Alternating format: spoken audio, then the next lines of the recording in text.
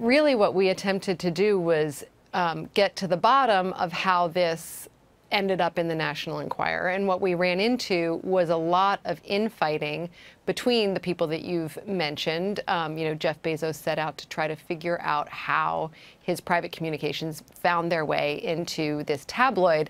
And I think that no one's really that much closer to figuring out exactly how that happened. But what we have uncovered and what came out in the reporting is that his head of security has concluded that Lauren Sanchez's brother, Michael Sanchez, was involved in some way in leaking the information. And Michael Sanchez has communicated after the story came out with people like Roger Stone and Carter Page, who are in the news for entirely different reasons. But it makes for a very confusing soup of characters, not to mention that the National Enquirer is controlled and run by David Pecker, who recently signed a non-prosecution agreement with the Southern District because of the way that the National Enquirer worked to help Donald Trump during the 2016 campaign. So all of those things are dots that we were trying to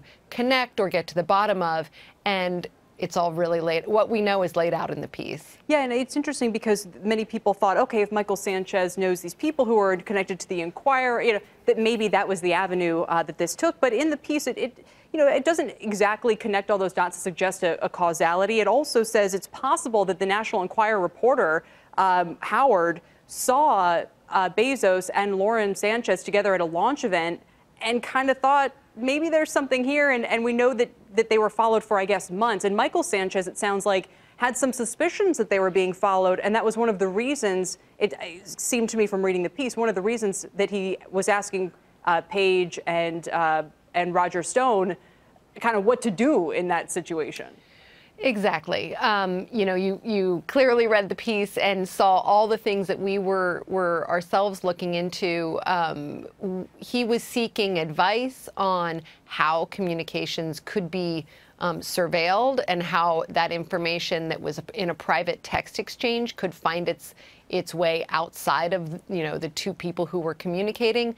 We know that Lauren Sanchez did show some of her texts to friends, and so that was another thing that people were looking into. We don't know exactly who had access to Jeff Bezos's phone.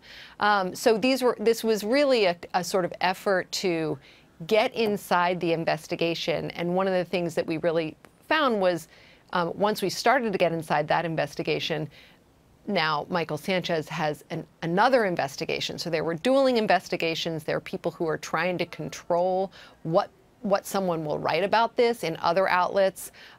There were threats of lawsuits, both from the National Enquirer and from some of Bezos's own representatives about what people were going to write about this story. So it's it's sort of a window into it's a window behind the scenes of a kind of leak investigation. And I would, for anybody who thinks they might know what's going on here, I would say read it and see if you can figure it out, and then help us understand it. So Sarah, thank you. And it does sound like for right now, maybe Jeff Bezos himself doesn't know. Is that fair?